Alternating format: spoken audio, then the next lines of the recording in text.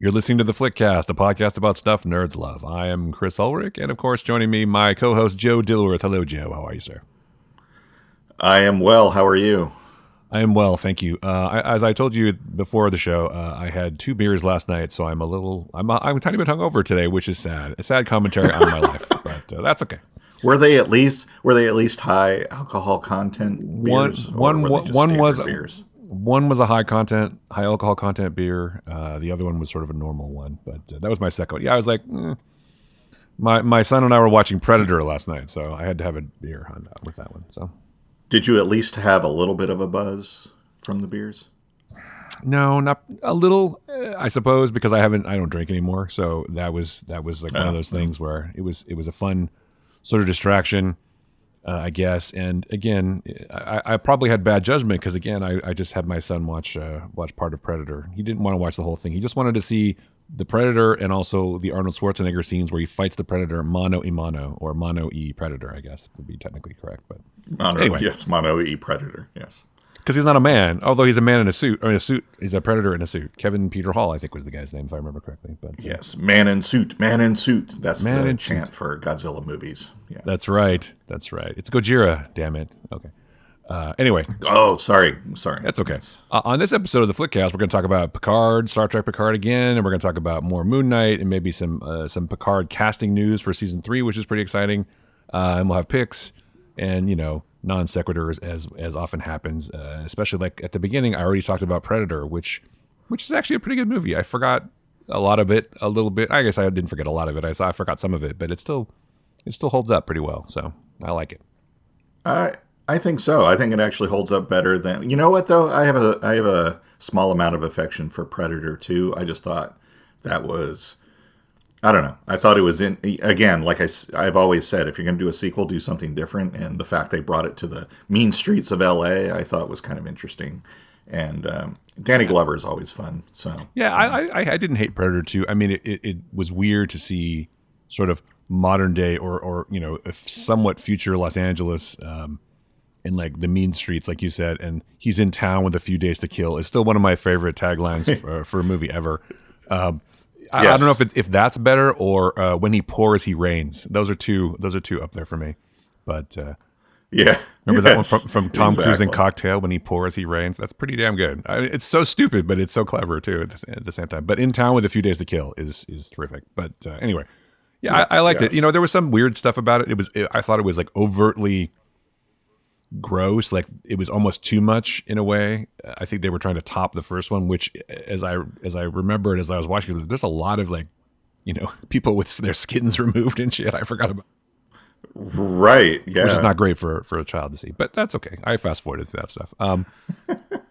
Yeah, it was funny, but anyway, I enjoyed Predator 2 and all the other Predators and the Predator and Alien versus Predator, and I love the fact they spawned a whole nother franchise based on like one like set decorating thing in the corner, like the alien skull like way over there. Like, what is that? An alien skull? Holy shit!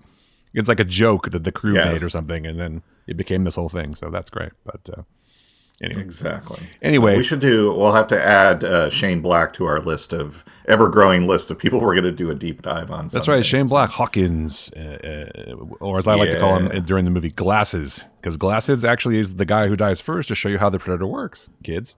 So he's like That's right. he's like a red Yep. shirt on in Predator. Anyway, Yep. so I enjoyed the new episode of Picard, but before we get to that, we should talk about the casting news for season 3 of Picard, which apparently is already wrapped. So that's cool.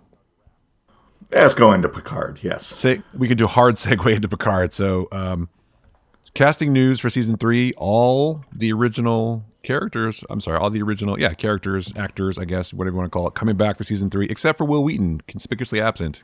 I thought. Yes, but yeah, we can speak about that in a second. But yeah, all the other main cast that stayed through the show through all 7 seasons. Well, minus Gates McFadden, who was out in season 2. But Right. But she but came back. yes, it's basically a Next Generation reunion. Terry Matalas, of course, taking to Twitter to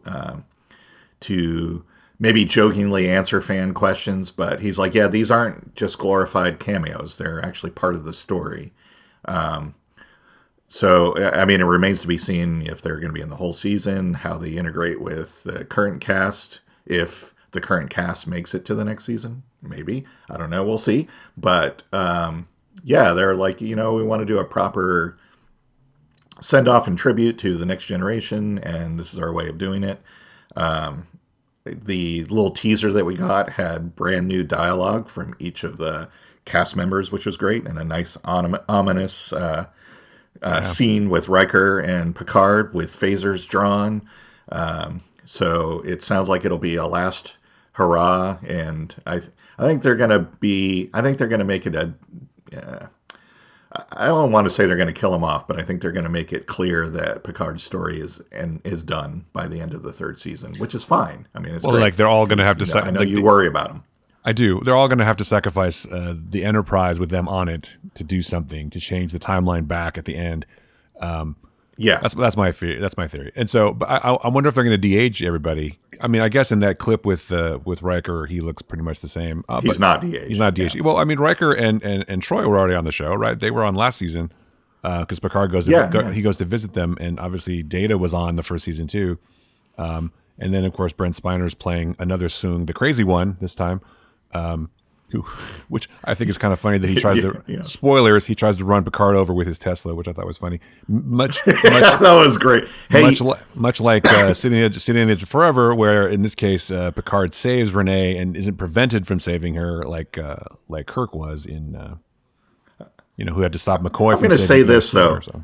Anyway, yeah, go ahead. In Soong's defense, if you're going to run somebody over with a car and sneak up on them, Tesla's the way to go. Electric car is the way to go. Quiet, yeah, that's true. Yeah, yeah, that's true. But you heard the car. It's like how Renee didn't hear it with her young 28-year-old NASA whatever reflexes, and Picard, this like 90-year-old man's like, oh, the car's coming. I have to push her out of the way. He does a great job. Well, and he's very fit. I do like the idea that it's like we're trying to convince her to go on this mission, and she just saw this like old guy get run over in front of her. Yeah. And then she's going to be like, oh, well, I'm going to go into quarantine now. Peace out, right? I hope he's okay. Like, fuck you, old man. Yeah, she just kind of like, well, all right, bye. So, she is a millennial, so she's like, whatever. Meh, who cares? Whatever. Yeah, even I will say this. In this episode, Patrick Stewart, giving another acting masterclass, by the way, especially in the scene with Renee, yes. I think they do a great job. I mean, they're talking about fear and everything. He's like, yeah, man, what he says in the scene is very profound, and he's just killing it. I think Patrick Stewart for sure. And he convinces her that it's fear is okay. People are afraid, but they still do shit, and she buys it. And then she's like, I want to take you to the space with me. He's like, well, I've been there already. It's cool. I'm good. Thanks. Yeah. Been there, done that. And 100 years from now, someone's going to name my nephew Renee, and he's going to die. Oh, sorry. Never mind. Yes. I have a summer home on Europa, in fact. No. I do. The Cards have had summer homes everywhere now. Don't forget to look up, John. Yes. Anyway, I think there's got to be a song. Look up, John Luke. Okay. Speaking of songs, by the way, Alison Pill killing it with her rendition of Pat Benatar's song, which I thought was that was amazing. It was like, wow, okay, yeah, that was really cool. Nice. I like that a lot, and she's a great singer, clearly, and enjoyed that scene. I was curious where this thing came from, because Girardi is not exactly like trying to be a sex bomb or a sex bomb, even if you want to call it that. Yes, nice callback. See what I did there? Well, yeah, very well done. If I have to explain it, it's not funny. But it's like for some reason in these last two episodes, both directed by Jonathan Frakes, strangely enough, they've tried to like sex her up a bit with the cleavage and everything, which I thought was very out of character. So I have to imagine that's an influence from the Borg Queen, right? Yes, absolutely. To try to be seen. Yeah, and obviously. I think what we were talking about last week is true, that Borg Queen is like, yeah, I don't really care about fixing the timeline. I just want my collective back. Because now she's like, hey, look, there's a whole bunch of people here. Let's go collect. Well, yeah, So, especially yeah. that final scene of the show where she's walking the streets in that big flowing red dress, out for trouble. Who knows what's going to happen, right? And She's gonna toss him, stir the shit, as it were. So and she hears all these voices. So, yeah. yes. Well, I feel like since Picard is basically, she even mentions Locutus again in this episode. It's like there's going to be a thing where, because I feel like the Borg is always have always kind of been the big bad in this version of Star Trek in Next Generation in a lot of ways, and so I feel like the idea that the Borg Queen is involved in Picard's history and bringing back the original cast, and they've got to have some sort of final showdown. And plus, in First Contact, they go back in time, right? And so this all like kind of fits together in a final sort of battle for humanity that Q is sort of showing, giving Picard sort of an idea of here's the things you should have cared about, and here's how you're all going to be able to finally sacrifice yourselves to save humans. Maybe, I don't know. It's building to something for sure. And now that they have all the regular cast back or coming back, which makes perfect sense. But it's super cool. I'm just enjoying the hell out of it. So I don't know what else to say about it. It's darn neat. It's darn fun. Yeah, I was kind of surprised that we didn't get some kind of mention or view, like flash forward or something of the cast. Because to me, I was wondering, so it seemed like we're only halfway through season 2. Why are you announcing that?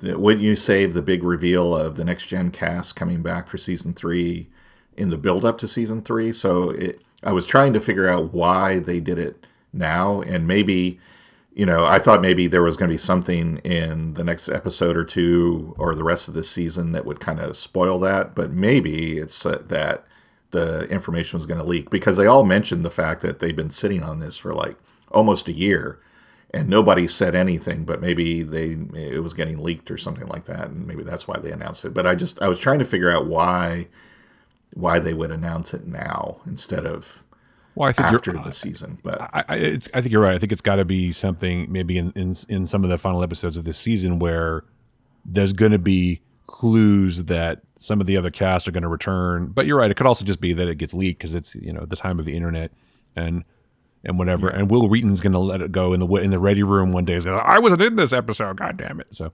Although I would hope that they'd bring him back just for something, but I guess they probably don't. Well, that was the other thing. Terry Metalis was asked. It's like, fuck Wesley Crusher. That's what he said. Well, no, they were like any chance of any other Next Gen or Star Trek folks showing up in the third season, and he did this coy little gif that was like maybe, and I would be surprised if Wheaton isn't in there in some capacity, because it doesn't. I don't know. It seems like a intentional slight, and he seems to have good relations with everyone, so it'd be very easy to go, hey, listen, can you come in for a day, and we can put a bookend on your character too, and maybe some other characters as well. So I especially if they're like at this point going, hey, look, kids, all the next gen cast is going to be here. You know as well as I do that they got some other surprises up their sleeve. They don't.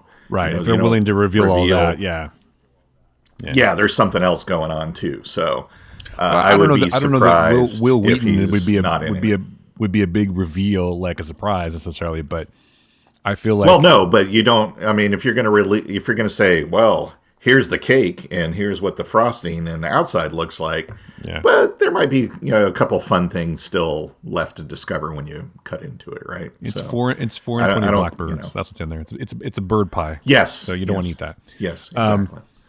Yeah, maybe you're right. Well, there has to be, and it could be that it's going to get found out anyway, or it's going to be that there's something that has to tie in with the end of this season that shows maybe they all show up, at the end or whatever, and they can't hold on to it anymore, or there's a lot of reasons why people do stuff. But you're right. If they're going to reveal this, there's got to be more stuff, like with what they're doing with Doctor Strange and what they did with Spider-Man. It's like, yeah, you can figure out there's stuff going on in the movie, but we don't know what it is. And like with this, it's like, oh, these people are going to come back. Yeah. I mean, the other side of that, in my cynical mind, it's like maybe Picard's not doing that well, and so they're like, well, we have to spark interest for the third season. So here's something we can tell you. It's basically Next I think it's Generation doing season fine. 8, or whatever. It's probably going fine. Nah, I think it's doing fine. Yeah.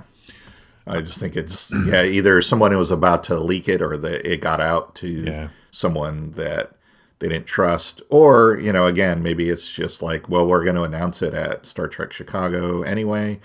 And, again, that's a lot of people to, almost a year later to keep that quiet. Maybe it's like, it's kind of mean to let people keep this quiet for a while. We should go ahead and just announce it. So I just wanted to total non sequitur for a second. There was that scene with Picard and Renee where they're talking, and he said at one point there's a light.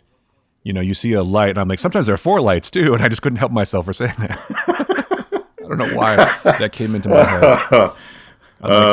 Sometimes there's 4 lights. That's all I'm saying. But anyway, have you seen the meme with them playing Wheel of Fortune? And it's obvious that the puzzle is there are 4 lights, or it could be there are 5 lights, and he's like, I'll have an R. And it's like, you forgot one. No, she did not.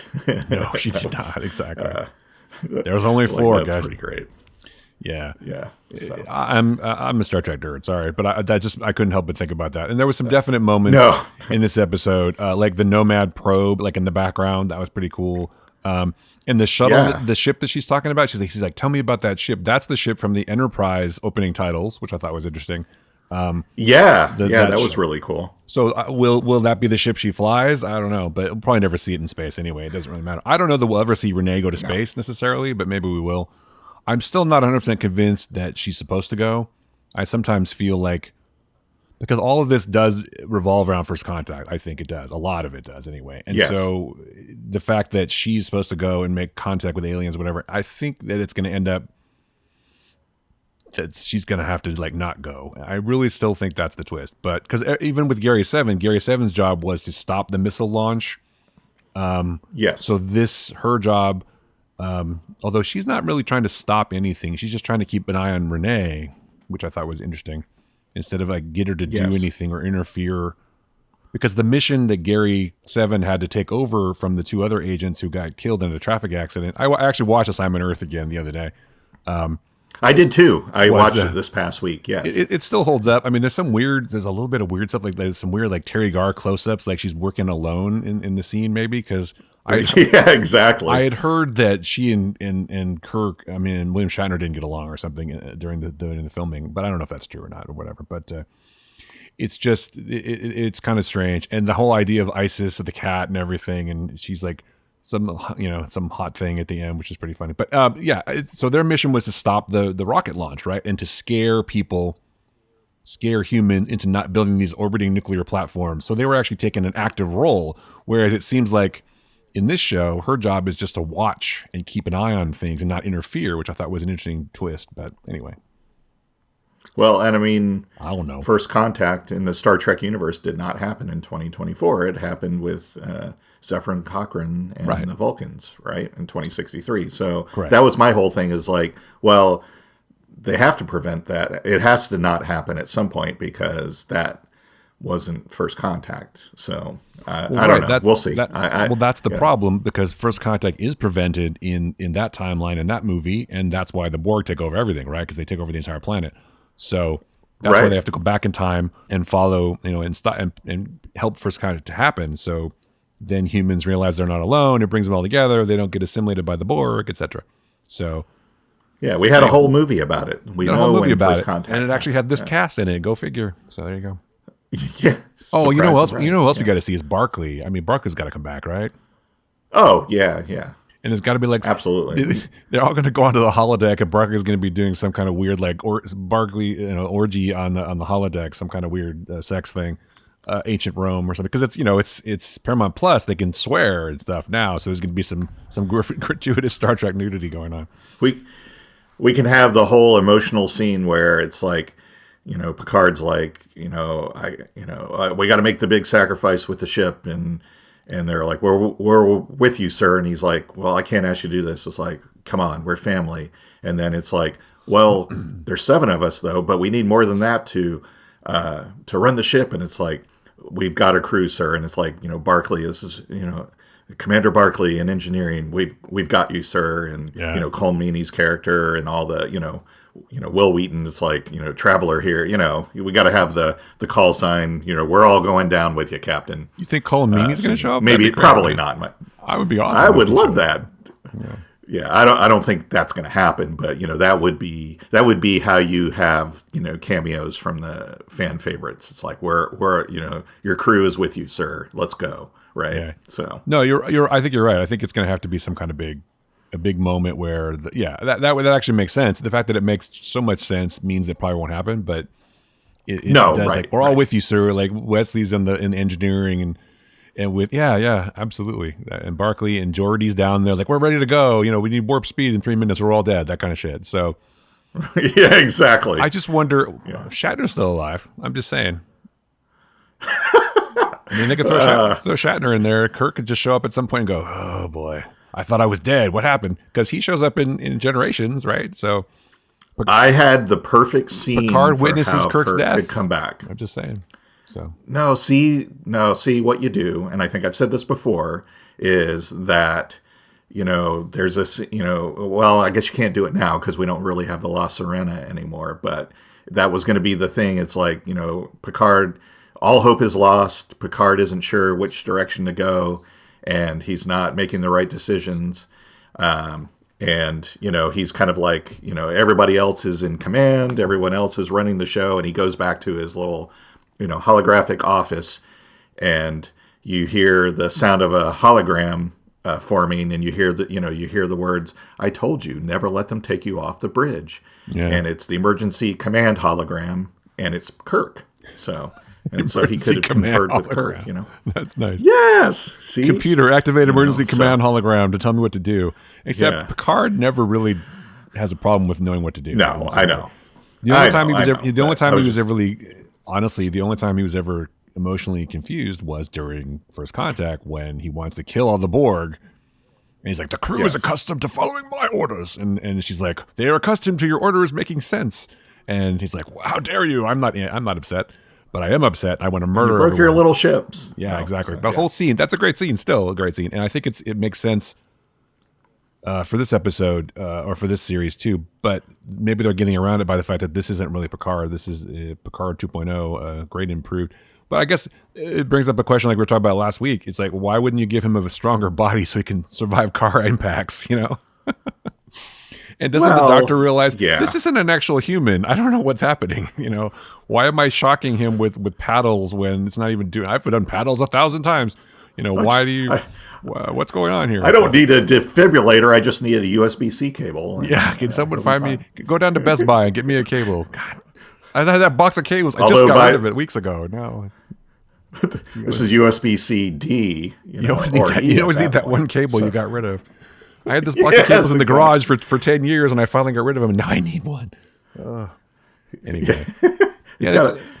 Why would you take a completely, like a super injured man, like across town in LA traffic to a doctor? How are you going to do that? Well, that was my thing, too. No one knows how long it takes to get across town.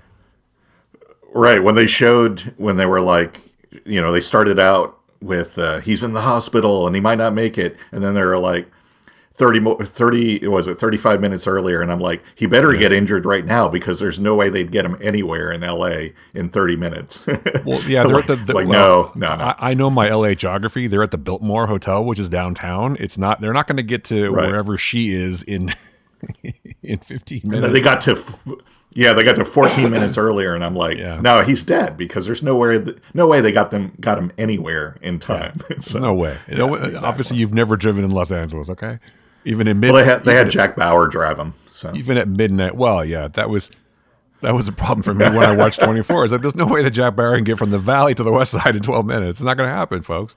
But exactly. Not unless it's 3:00 in the morning, which it clearly is not because it's daytime. Even at 3:00 in the morning, the 405 could still fuck you. So anybody who lives in LA knows what I'm talking about. So anyway, I guess the logic of that is sort of like, well, you got to get the doctor back in the show. Why?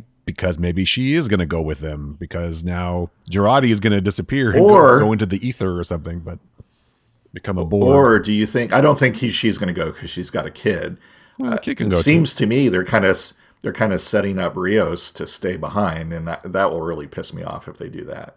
Because he's like, I love this, all these cool things. Because the cigars are real. He loves that, yeah. Yeah, and I'm smitten with this doctor, and so I wonder if he's going to be like, you guys go, I'm going to stay because she's in danger or something, and I'll be like, oh, that'll be lame.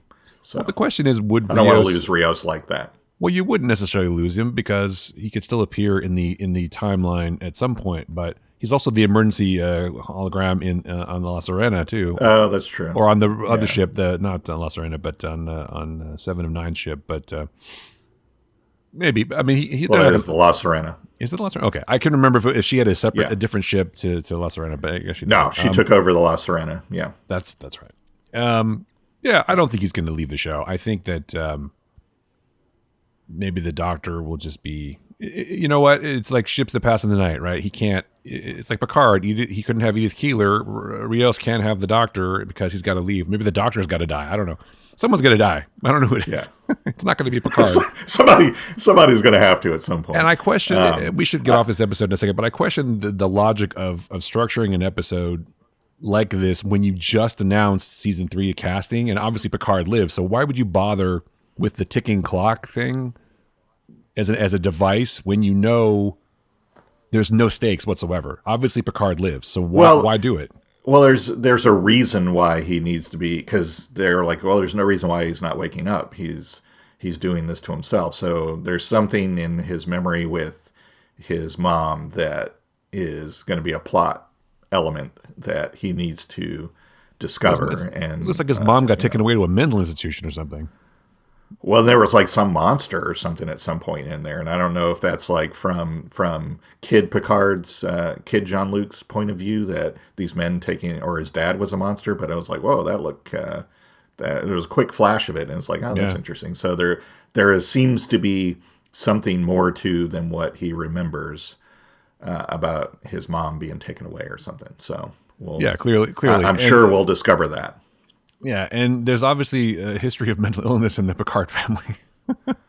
I hate to say it like that, but there is a little bit, it seems like. Well, because Renee has got a couple of issues, and Jean-Luc has a couple of issues, and his mom clearly was a wacko. I hate to use that term, that's mean. Yeah. Wow, you went there. Oh, wow. She was clearly wackadoo, as they say. No, but there's obviously some issues with young Picard. Kid Picard, that just sounds like a great TV show. Kid Picard.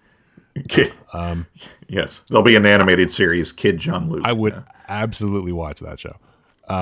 See, because I'm hoping Rios doesn't stay behind, because I'm hoping after Picard season 3 that they do a series with him on the Stargazer, and they could have all of or as many of the characters that want to stick around as crew members. I think that would be great. I would love to see that. I don't know. I feel like they have their hands full with shows on ships because they have, Strange New Worlds coming, and they still have Discovery. I would bet that this will be it for Rios, and it'll be it for these guys. I don't think they'll do anything after Picard in the Star Trek world necessarily. Yeah. Maybe later, but I mean, they've already got 2 other shows that take place in space. So the Stargazer show would just be another show that does the same thing as Strange New Worlds or Discovery. So I would bet that they don't do that, but you never know if the characters are popular. Except or not. They get lost. They get lost in the Epsilon quadrant. In the Epsilon quadrant. And they have to spend 100 years getting back. I like that. Yeah, it's good. Yeah. 5 quadrants? Doesn't quadrant mean 4? I don't know. I also think that you'll see. I also think if you're talking about cameos, as we were, I think we'll see Janeway again, and I think we might see Scott Bakula too. I don't know. I feel like it's going to be a thing where they're going to have the Next Generation cast, but if it's like a time travel, multiple dimensions. I can't remember the name of the Next Generation episode, but I remember that Kelsey Grammer's in it. But it's like the one where they have all the different enterprises stuff, and they all show up. I think if it's something like that, then you can have different people or different historical aspects of the Federation, because obviously Janeway is important in the Federation. I can't remember Scott Bakula's character's name from Star Trek. I'm stupid today. His character was important. Archer, the first Starfleet captain, basically. is important. Yeah. Maybe you'll see Zephram Cochrane again. I don't know. Maybe you'll see a lot of these people sort of pop up. You could see Tasha Yar. I mean, we could, you could for doing a proper send off in Next Generation. That's right. And they did her dirty, man. I don't know. Maybe not. I think she wanted to leave the show. Know. They'll bring her back. Yeah. I mean, and then Data has to come back and go, we haven't had sex in 17 years or 25 years. Let's do it again for one more time, And that was for old time's sake. For old time's sake. That was a funny episode where he's like, I'm fully functional, and then they call it back, man. How long has it been since you've had sex? He has sex with the Borg Queen, man. 7 years, whatever, number of minutes, and she's like, too long, and they bone, if you recall. and they bone. And so, Data's sex life is canon. So it totally is. He only has sex once every 7 years, like the Vulcans, right? So weird. Yeah, exactly. That's bizarre. Exactly. No wonder Spock is a pent up with emotions. He needs to get laid more. So I mean, he's got to be bummed because Kirk gets all the girls, and he's like, I want a girl. Even McCoy got laid a couple of times, and Spock got nothing. He's engaged though. He can. He's engaged. Oh no, he did get something. He got that girl on the Spore planet. So that's right. So that's true. Anyway, all right. I don't know why we got into that.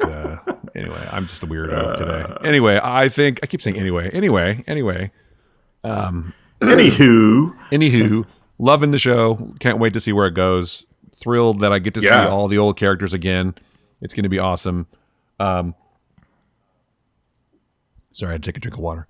I'm thrilled about all of it, and I think that it's going to be super cool. And I have confidence in the writing and the producing staff that they're going to take it in a good direction, and it'll be very satisfying to see all these people again. I mean, Jonathan Frakes looks totally stoked. I watched the Ready Room with him and Brent Spiner getting interviewed by Will Wheaton, and I love the fact, first of all, that Will Wheaton calls him Johnny, and they all call him Johnny, which I think is awesome. And second of all, he's beaming, he's so thrilled to still be doing Star Trek. And after talking about directing the episodes and everything like that, they don't really talk about them appearing later, but Frakes, it looks like he's been working out maybe. And so he's slimmed down. I hate to say it like that. But like he was getting ready to be on camera again, if you know what I mean. It's like, we don't want to see Fat Riker. No one wants to see that. And he doesn't want to see it either. So. I'm excited by how enthusiastic Brent Spiner is about Star Trek, because it seemed to be, especially like around the time of Nemesis when Data was killed and stuff, that he was kind of I think he kind of did like a Nimoy thing for a while, where he's like, I don't want to be associated with this one thing forever, and hey, it was a good gig, but I'm not like living it and stuff like that. And he seemed to be kind of negative about it, but in recent years, especially with Picard, he's like, especially getting to play multiple characters, he's just like, yeah, this is really great, and he's really talking up Star Trek and all that. So it's kind of cool to see that. Yeah, he seems to really love it. In that interview, it came across that he was actually having fun with it. I think it's also that, like you said before, is that he can't play an android who never ages when he ages. Clearly, I mean, they could do it for one scene like they did in the first season of Picard, where they can de-age him, but he's not going to do that forever. But also, he probably, as an actor, that's probably not that interesting to him. But getting to play a character like this guy, so this evil sort of narcissistic guy who only really cares about himself, has got to be fun. And I'm sure, he's, I mean, nothing against Brent Spiner, but he probably, as an actor, is like, I will take jobs that people offer me. And I'd be, maybe he's like, I realize that turning down Star Trek is stupid because Star Trek is still popular. So I would like to work too. Cause I don't know how much work he was getting. Well, he was getting some, and no slight against his abilities. He's certainly a great actor, I think. And oh yeah, absolutely. And everything. And I just think that, it's like, why would you, with perspective, when you get older, it's like, why would I be angry about Star Trek? I was stupid to get upset about that. So I'm just going to keep, if he even was angry about it. But maybe it was just a case of, I don't want to play the same character. I want to play something different. And, and now it's different. And the same thing with everybody. It's like, I mean, Frakes is a director now. He doesn't really care, but it's like, they all want to come back and do something and give the show a good send off.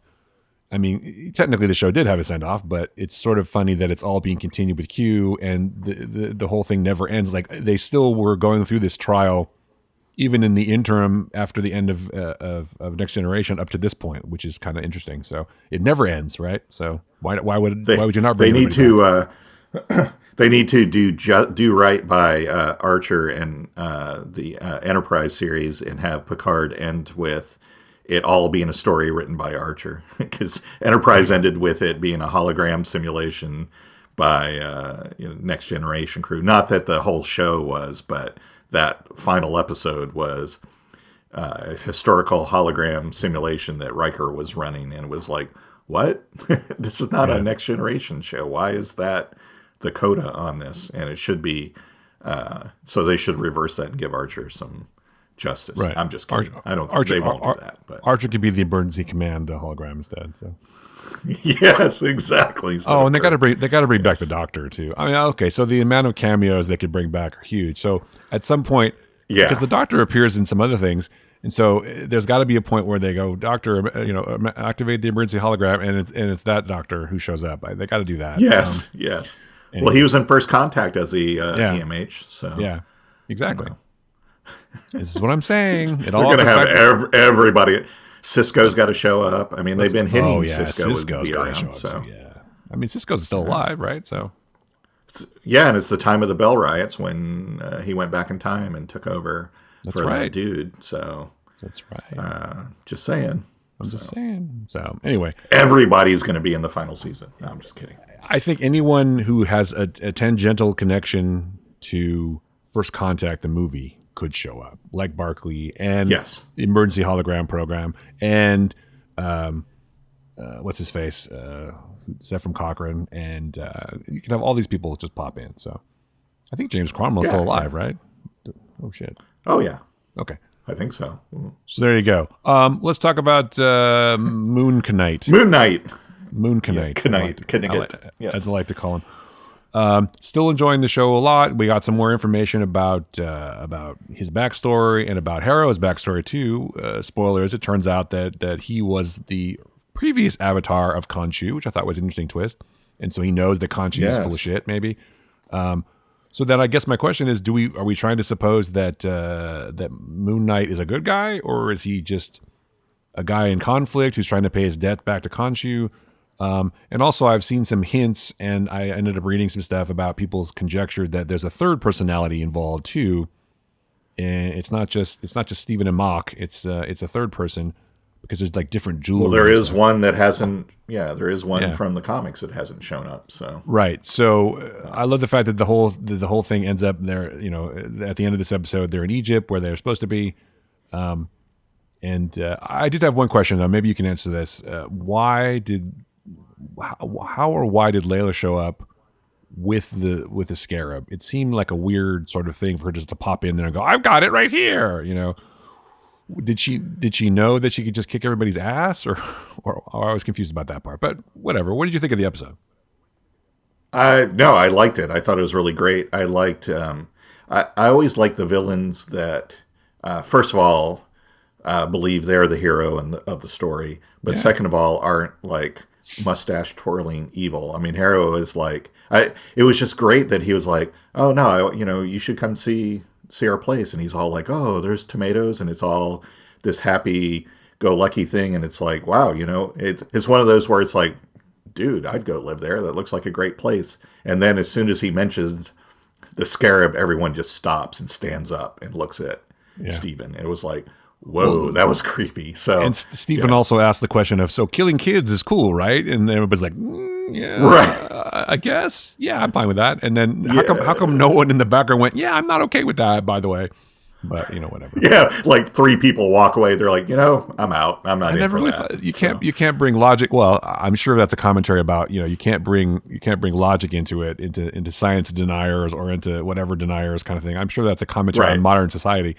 How you can't convince people of something that they believe if they're in a cult. I mean, I hate to bring politics. Well, and that's kind of like well, that's kind of the mark of the villains, right? I mean, he's like, I'm doing what is right for the world, and it's like, yeah, but you've crossed this line where you're okay with kids dying, so that's where your whole utopia and everything you're going for has gone off the rails, and now you need to be stopped, right? So it was a nice little bringing that, because up until that point, it was like, well, really, what's wrong with what he's doing? Because it all seems to be cool. And I did like when he's like, is Khonshu talking to you right now? Is he telling you this? And it was exactly what he just said. And it's like, Well, obviously he's so gone through it. he Yeah. knows.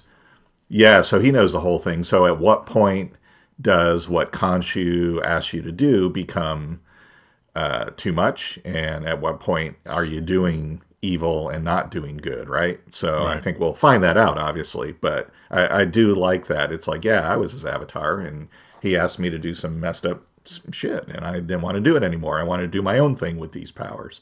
So, yeah. Well, yeah, his logic is obviously flawed because he's like, well, then my new my new best buddy My new beau. is Yeah. cool with killing people before they do anything, Right. before they Yeah, become let's evil. stamp So I'm out like, evil before it's evil. Yeah. it's like you can't really, you're killing people for stuff they might do, and so is that better than killing people for doing things they already did? I mean, I don't know.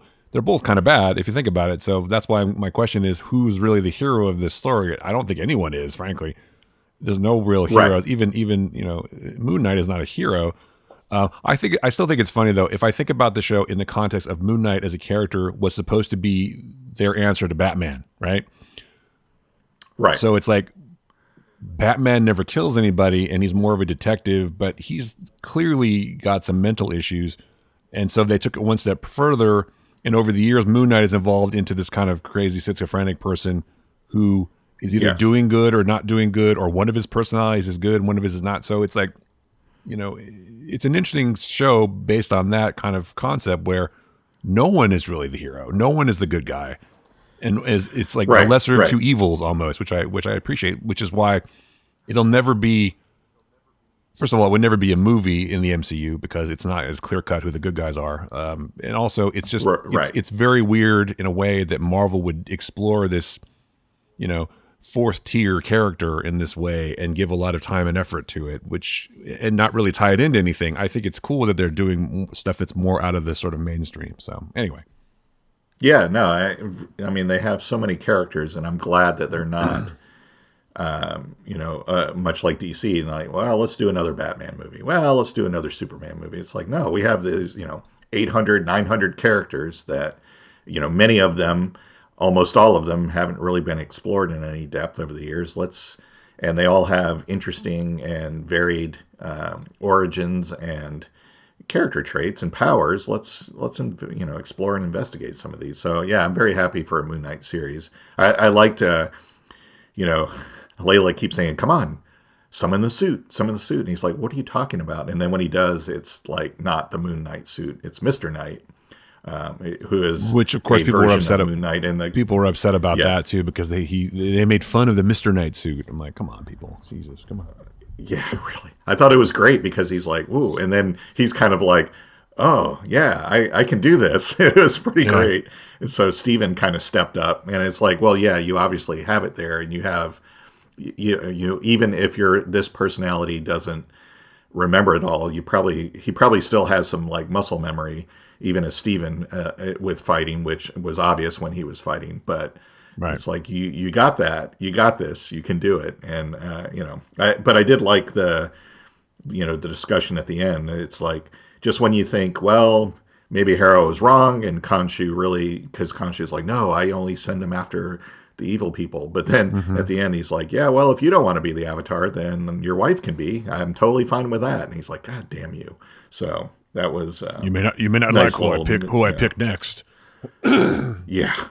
Exactly. Well, and I was like, I saved your life. You were dead when I found you, so your body. It's like you think your body belongs to you? No, you do what I tell you. You do what I tell you. So what was wrong? What happened? Was he dead? Was he? Did he make a deal to save his life? I mean, he's obviously like almost in some ways like a slave to Khonshu because he can't. He's only alive because Khonshu's allowing him to be alive, or I don't know.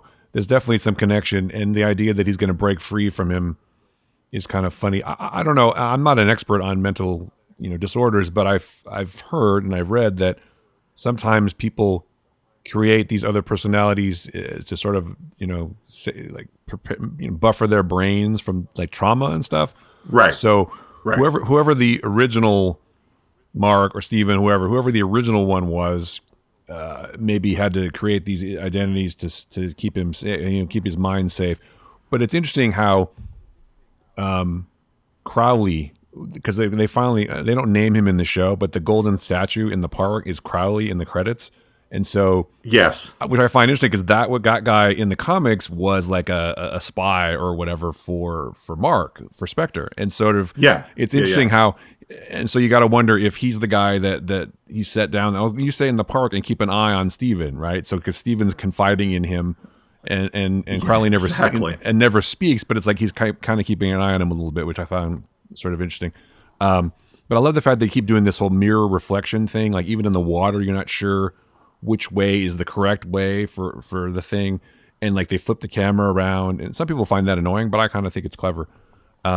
I don't know. No, I thought it was good. It's kind of a wacky show, and I'm digging it. I don't know where it's going to go exactly. I feel like it won't have much of an impact on the larger MCU, but that's okay.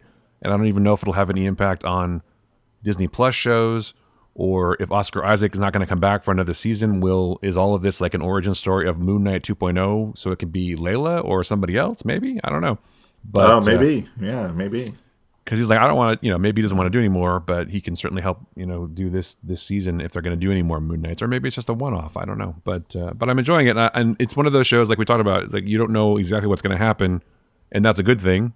And so I will tune in every week. Tune in. That's funny. Yes. To find out, because I can't tell you, like I can with a lot of shows, I can't tell you this is going to happen or that's going to happen because I don't really know, and they're not really following the comics that closely, so. Go for it, man. I think it's cool. So that's that. No, I'm very, very interested to see where it's going. I'll be be sad to see it go. I hope they do more or figure out a way to do something better with the character, or not better, different with the character. But I guess what it comes down to is kind of what you brought up, is that they made this so different and insular that it'll be like, yeah, it'd be cool if he was, showed up in an Avengers movie to help him out. Yeah, that's great and stuff, but I want to see more of, this story and him as in this world they've created for him. Not that he's exists outside of the MCU or anything, but it's like, I just, I think like with, Loki and WandaVision and Falcon and Captain America, obviously those fit in well with everything else. And it's like, oh, it'll be great to see their stories continue here. But for Moon Knight, I would like to see it continue as, its own movie or another season, I guess. So I don't think that Oscar Isaac will be back, and probably not Ethan Hawke either, because he might just be doing this as a one-off too. Yeah, I would say if they're going to keep going, because the thing about Moon Knight is he's kind of more of in a lot of ways he's more of a ground level character, right? Like Daredevil, right? He's more of a gritty punch guys in the face kind of character. He's not like a blast beams out of your brain and fight Thanos kind of guy. So I could see him somehow tying in with the rebooted Daredevil show or the Defenders somehow. Oh, like doing sort of a street level kind of thing where he's just like the most powerful person in the Defenders, because I don't know if he ever associated with the Defenders or not, but he was in the Avengers at one point, if I remember, but I don't even know. I can't remember. But he was. You could do, because here's the thing: Kevin Feige's not stupid, as we know. So if he's gonna commit money and time and effort to a series, it's not just gonna be for no reason, right? 6 episodes and that's it. Yeah. Well, it might be, but it's like what if? What if is going to come back, and a lot of what happens in What If seems to tie into, I want to say Mouth of Madness, but that's not what it is. Multiverse of Madness. Although Mouth of Madness is also a cool movie, but different. It is, yes. And so there's a reason that this was a character was picked, and there's a reason that it's happening, and the stories are being told the way they are. If there's a larger picture, it might tie in more to Disney's plans and Marvel's plans for Disney Plus shows like Daredevil and stuff like that. That's kind of my theory, that the ground level characters can sort of exist in not a separate reality, but a sort of a distinctive reality from the larger picture. And you can always drop in an Avenger now and again, but you don't have to. And you can bring back Kate Bishop. You can bring back all these people who do, more direct action kind of stuff, and they can all work together. And do that kind of stuff. Yeah. And that would be fun. And it could almost be anyone. I mean, I would miss Oscar Isaac, obviously, but I don't think he wants to get tied into a long series. But you could set it up so it's Layla, or it's somebody else who becomes Moon Knight in some ways, because Moon Knight is a symbol, right? And not just a person. Like Batman is a symbol. So there's been like 5 Batmans already and no one seems to care. So Right. Well, I mean, anyway. you can also have Moon Knight show up like on a Daredevil show or Defenders, fully in costume the whole time and just, get Oscar Isaac to record some lines. So you don't, it doesn't have to be Summon the suit. him. Yeah.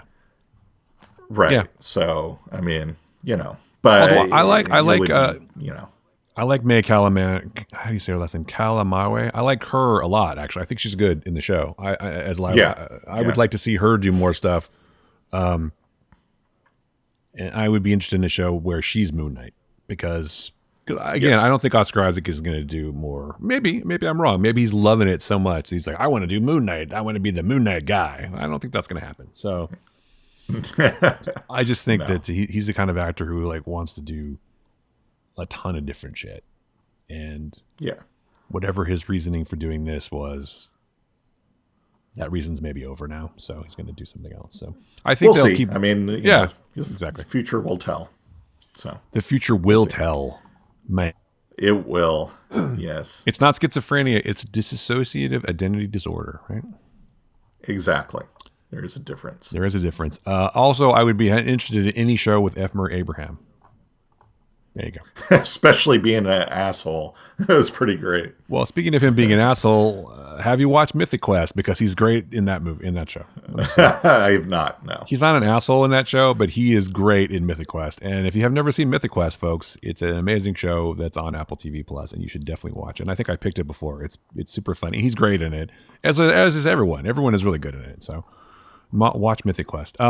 If you're an F. Murray Abraham fan, and if you really are too, you can go back and watch him in Amadeus, but also in Scarface with Al Pacino. that's where I first saw him. Yes, exactly. Playing the guy. Anyway, he's a drug dealer guy, so you can't really trust him. You really can't trust anyone in that. That's an interesting movie. If you've never seen Scarface with Al Pacino, it's basically everyone in that movie is horrible. It's just there's no redeeming characters at all in the entire film, which is an interesting choice. So. Anyway, but it worked, it works. And Brian De Palma is a master at making you care about terrible people and also splattering blood everywhere. Agreed. So, yes. Anyway, all right, let's do picks. You want to do that? We should do picks. Why don't you go first this week? Oh, how exciting for me. All right, I'm going to pick a TV show. Strangely enough, on Apple TV Plus, as I just talked about, it's a show with Gary Oldman called Slow Horses. Oh. Gary Oldman plays a burned out sort of spy. It's about a group of MI5 agents who work at a place called Slough House, which is basically where they send all this sort of rejects from MI5. It's a real place apparently. And so they're all this group of agents that work there, and they do like grunt work. And he's like the guy who runs it. Jackson Lamb is his character's name. He's kind of a dick. And he's just like, fuck this shit. Why are we stuck over here?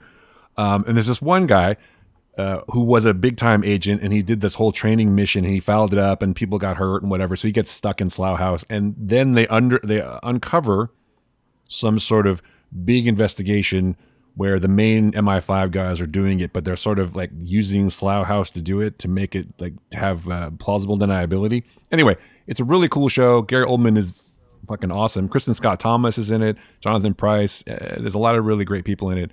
It's really well done, and I'm enjoying it very much. There's only been a couple of episodes on Apple TV Plus right now, but it's based on some novels. But I'm a sucker for spy stuff, and Gary Oldman is a great character, is a great actor. So even if he's a terrible person in real life, I don't know if he is or not, but you hear stories sometimes about people. But it's a great show. I'm really enjoying it a lot. So I would say it's definitely worth watching. So that's my pick, Slow Horses. I will have to check that out. Yeah, it's really cool. I'm going to pick a movie this week, and it's a movie that we've mentioned before. And I actually went to the theater to see this. So I'm back at the theater now. Shut up. No way. Yes.